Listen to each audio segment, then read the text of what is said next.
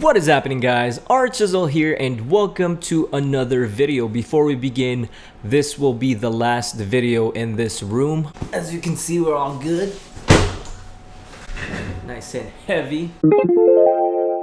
Today's video, we're going to be talking about the different ways to sham. If you don't know what shamming means, it's basically another term for getting out of something that you don't really want to do, and most likely it's work that you have to do and you just want to dip out and not be part of it. Believe it or not, we NCOs, or pretty much everyone in the army, knows how to sham in some way or form.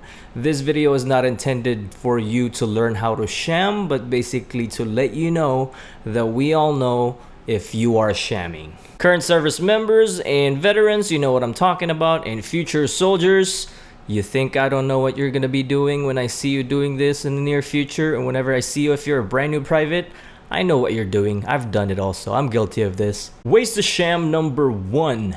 The I'm still in the building. This is one of the really most creative ways to sham.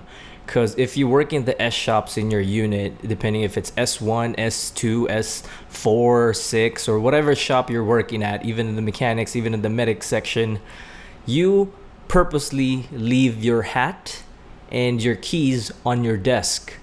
Some situations, you actually have 2 hats and another set of keys that looks like your car keys. You leave it on your desk, or maybe a Monster drink or something, or maybe your lunchbox. So when someone comes to your desk, they see that you're not there, you're not present, they need something from you, but they see your hat is still there, they'll think that you are still in the building or somewhere within the footprint. But in reality, you're actually home, probably somewhere, probably at the PX, or probably just somewhere around the area, anywhere but your work area, anywhere but your workstation, because you wanna sham. Shammer number 2 is the delegation. Mostly SPICs do this, specialist in charge. You know how it works. It all trickles down from the first sergeant to the platoon sergeant to the squad leaders to the team leaders, all the way down to your senior specialist. And then the senior specialist, obviously, if they have brand new privates in their unit within the ranks, guess what he's gonna be doing? He's gonna delegate it to the lowest private, and then he can walk away, enjoy his monster, enjoy his dip while wearing his eye pro, his dark lenses eye pro. Another way to sham is the appointment ranger. It's kind of like the sick call ranger, but this is the appointment ranger. You tactically schedule all your appointments way ahead of time, especially on a Monday, motor pool stables, motor pool Mondays, on a Thursday during sergeant's time training, and basically every training event. You look at the training schedule, the training calendar 2-3 months ahead of time, and you schedule that appointment just to make sure you won't be there for that day, because you don't want to do the task, you don't want to work. Yes, you're probably green on all your med pros, but you are shamming and just making random appointments that you don't really need at the moment. Next one is the antisocial. This is kind of weird.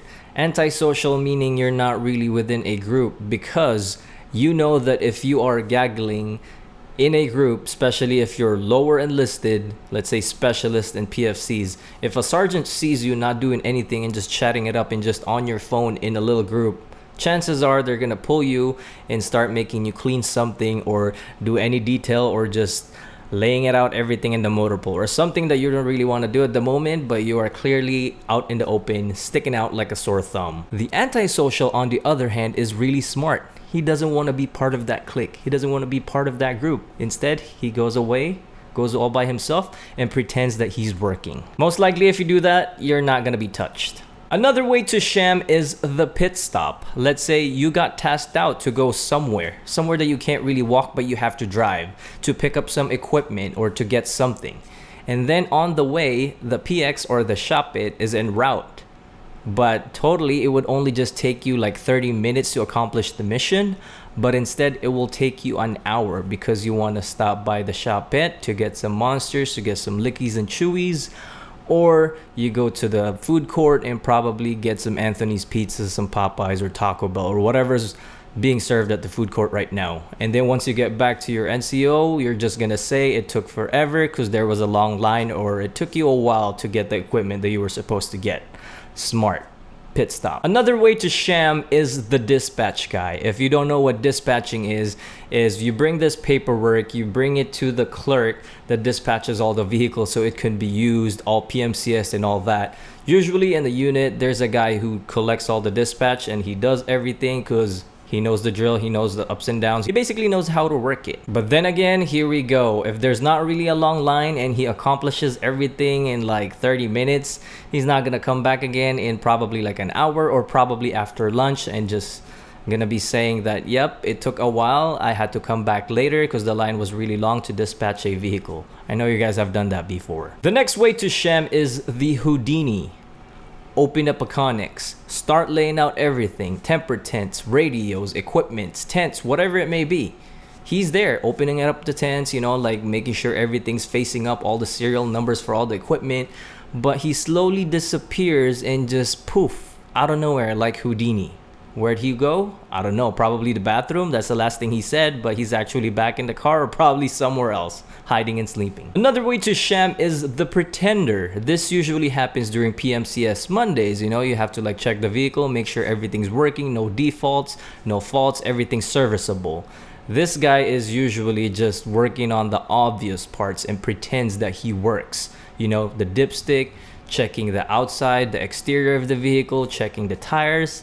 And that's pretty much it. Turning on the lights maybe, and that's it. And then hands it over to the lower ranking soldier underneath him. So he basically just pretends to be working. That's about it. I hope you guys like it. For some of you guys that are watching this, it may or may not make any sense, but for some of you, you've probably seen these people. And let me know in the comment section below, who are you within these type of shammers that we talked about?